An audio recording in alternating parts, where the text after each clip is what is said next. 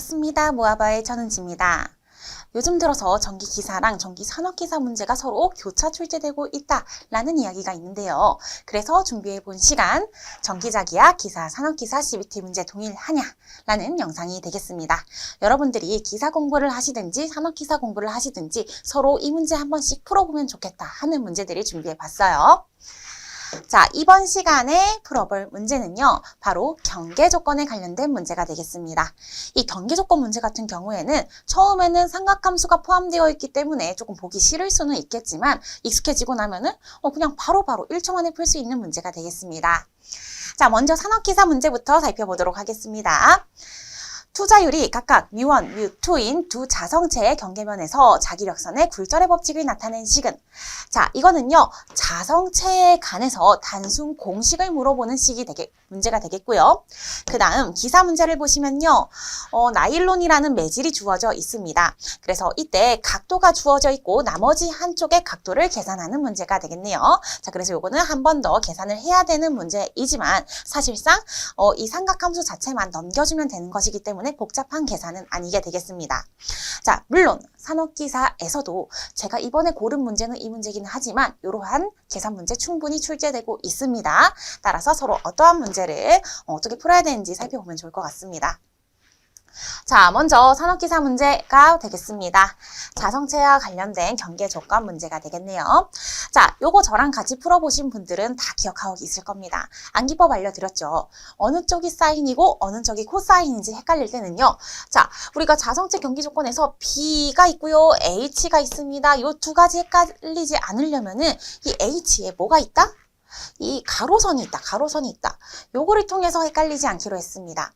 가로선이 있으면은 얘는 경계면에 대해서 수평 방향 성분이 같고 B는 없으니까 세로 바로 수직 방향 법선 성분이 같다. 이렇게 기억하기로 했어요.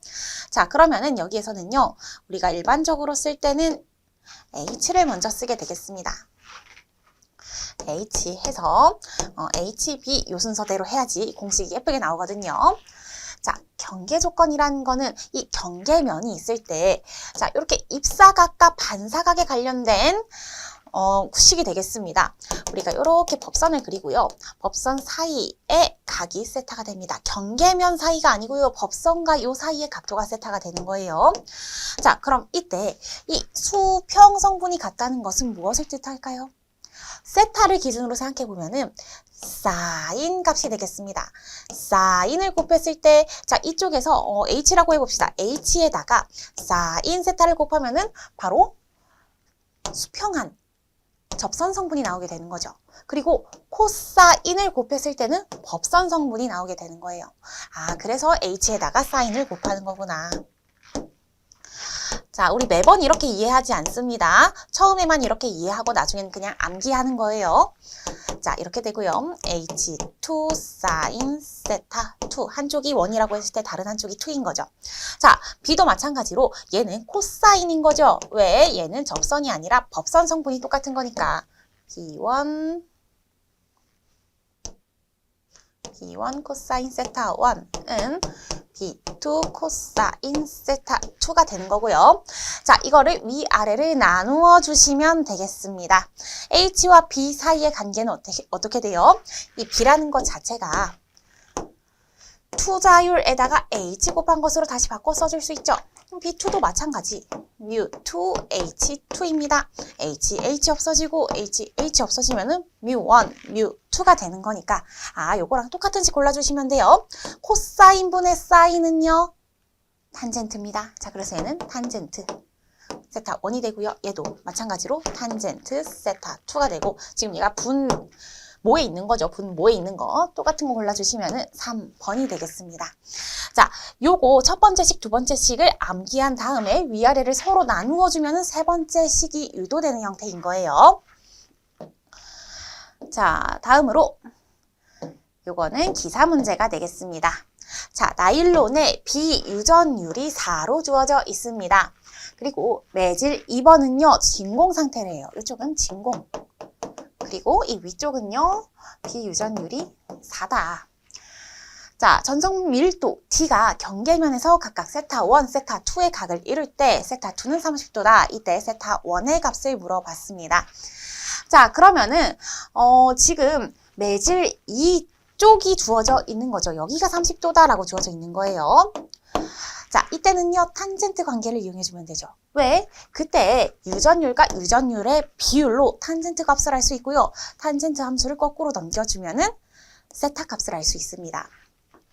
자, 적어보겠습니다. 마지막 식은요, 탄젠트 세타 1 나누기 탄젠트 세타 2는 입실론 1 나누기 입실론 2가 되는데요. 자, 여기에서 우리가 탄젠트 세타 1이 궁금해요. 탄젠트 세타 1이 궁금하고, 자, 이때 30도입니다. 탄젠트 세타 2가 30도이기 때문에 30도 넣어주시면은 루트 3분의 1이 나와요. 자, 요거는 암기해 주시면 좋고요. 까먹으면 그냥 계산기로 계산해 주시면 됩니다. 자, 입실론 1 나누기 입실론 2, 지금 진공이기 때문에 여기는 1이죠. 그러면 4가 되겠습니다. 진공에서의 비유전율은 1이에요. 자, 4. 여기서 탄젠트 세타 1 빼고 넘겨주게 되면은 탄젠트 세타 1은 3분의 1이 넘어가가지고 루트 3분의 4가 되고요. 자, 그럼 우리가 결국에 궁금한 거는 세타 1입니다. 세타 1은 아크 탄젠트 루트 3분의 4가 되는 거죠. 자, 여기에서 이 탄젠트를 벗겨주는 함수를 우리가 역삼각 함수라고 해요. 우리가 원래 x에다가 x 없애주려면은 x에 마이너스 1승 곱해주죠. 곱하면 1이 되니까. 마찬가지로 이 삼각함수도 여기에다가 탄젠트에 마이너스 1승을 곱해주잖아요. 그러면은 얘가 딱 지워지면서 세타가 바깥으로 튀어나와요.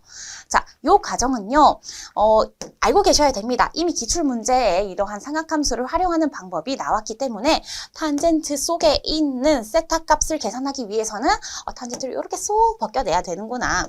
자, 그래서 특히 산업기사 공부하시는 분들은 요거 생소하실 수 있어요. 더 수학에 대해서 이제 공부를 적게 하시는 분들이 많기 때문에 요거는 한번 알아두시면 좋을 것 같습니다. 자, 그래서 아크 탄젠트의 마이너스 1승과 같은 말입니다. 1번을 정답으로 골라주시면 되겠습니다.